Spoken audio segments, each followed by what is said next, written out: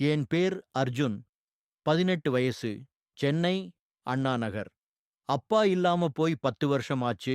அம்மா லதா, 49 வயசு.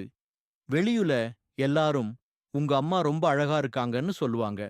ஆனா வீட்டுக்குள்ள அவங்க கண்ணுல எப்போவும் ஒரு தனிமை தெரியும். நான் அத பார்த்துட்டு இருந்தேன்.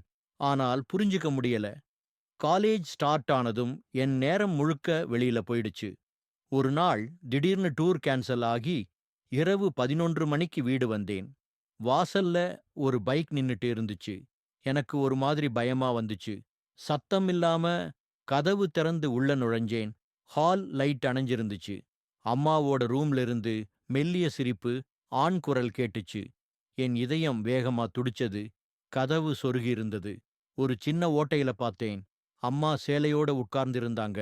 மடியில ஒரு ஆள். ராஜேஷ் அங்கிள். அப்பாவோட நெருங்கிய நண்பர். அப்பா போன பிறகும் எங்கள விட்டு விலகாம பார்த்துக்கிட்டவரு. அவர் அம்மாவோட கையப் பிடிச்சு ஏதோ ஆறுதல் சொல்ற மாதிரி பேசிட்டு இருந்தார்.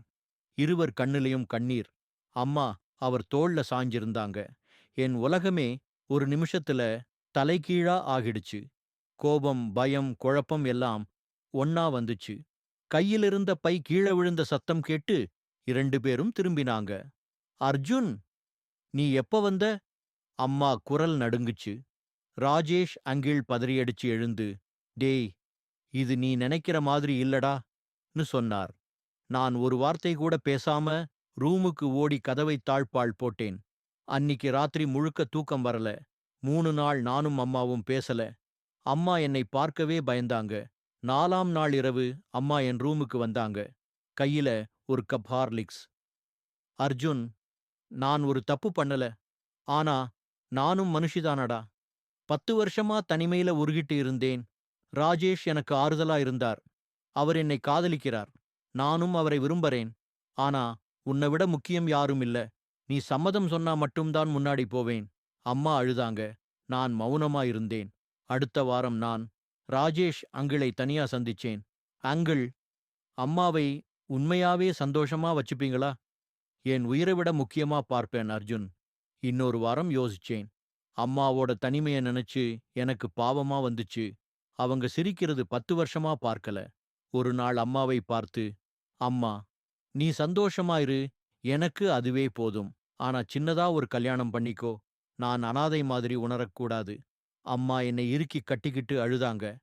3 மாசம் கழிச்சு ஒரு சின்ன கோவில்ல ராஜேஷ் அங்கிளும் அம்மாவும் மஞ்சள் கயிறு கட்டிக்கிட்டாங்க. நான் தான் சாட்சி. இப்போ வீடு முன்னை விட சந்தோஷமா இருக்கு. அம்மா முகத்துல ஒரு புன்னகை. 10 வருஷத்துக்கு முன்னால கூட இல்லாத புன்னகை. வாழ்க்கை சில சமயம் நம்மளை குழப்புது. ஆனா புரிஞ்சுகிட்டு அன்போடு முன்னேறினா எல்லாம் சரியாகிடும். இப்போ ஒரு முக்கியமான கேள்வி உங்களுக்கு. நீங்க 18 வயசுல உங்க அம்மா அப்பா மறுமணம் பண்ணிக்கிறத பார்த்தீங்கன்னா, உங்க மனசுல முதல்ல வர்ற உணர்வு என்னவாக இருக்கும்? கோபமா? குழப்பமா? புரிதலா? இல்ல ஏதாவது வேற? கீழ கமெண்ட்ல உங்க உண்மையான எண்ணத்தைச் சொல்லுங்கள். ஒவ்வொரு குடும்பத்திலையும் இது போன்ற உணர்வுகள் வரலாம். அதைப் பற்றி பேசுறது முக்கியம். உங்க கமெண்ட் மத்தவங்களுக்கு உதவியா இருக்கும்.